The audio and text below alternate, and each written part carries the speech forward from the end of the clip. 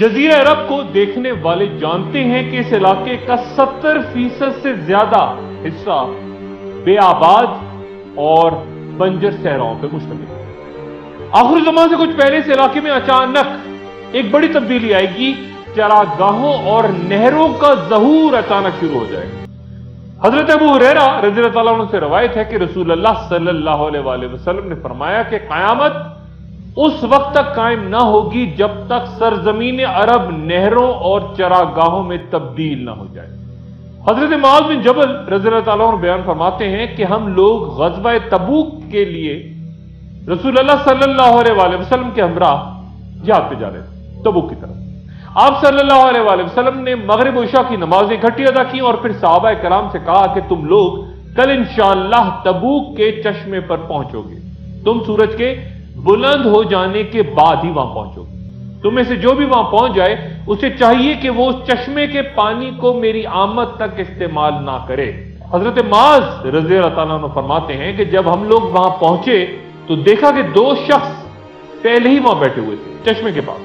جس میں سے بڑی مشکل سے تھوڑا تھوڑا پانی نکل رہا تھا۔ رسول اللہ صلی اللہ علیہ وسلم نے ان دونوں سے پوچھا کہ کیا انہوں نے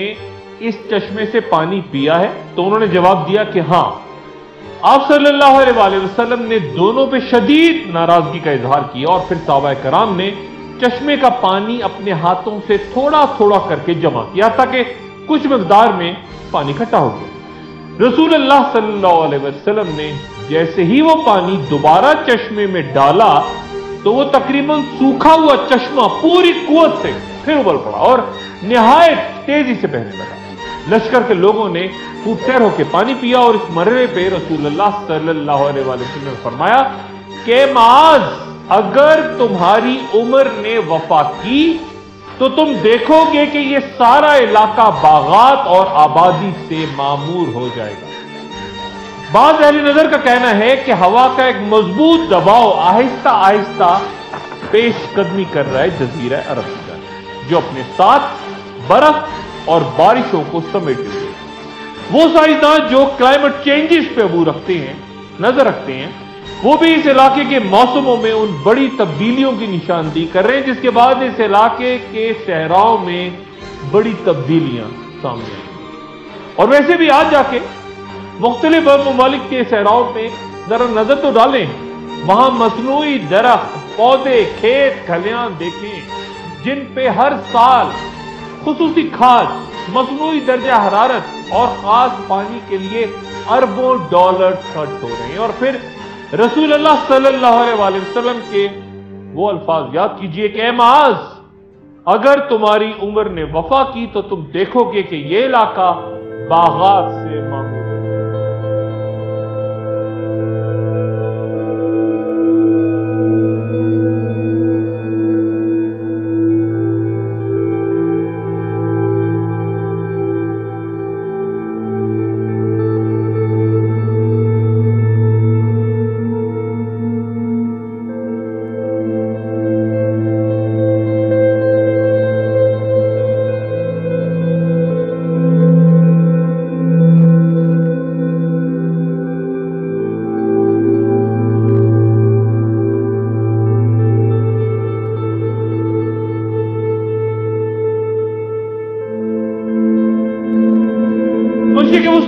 جہاں آخر الزماں میں بڑی جنگوں کا میدان اور اہم ترین علامات کا ظہور بنے گا، وہی آخر الزماں میں ایسا بہت کچھ ہوگا کہ انسانی عقل دنگ رہ جائے گی اور یہ فیصلہ کرنا دشوار ہوگا کہ جو کچھ فلاں شخص بیان کر رہا ہے یا جو کرشمہ وہ دیکھ رہا ہے، کیا وہ کوئی بڑا دعویٰ جو سامنے آ رہا ہے وہ سچا ہے، وہ کوئی معجزہ ہے یا پھر جادو۔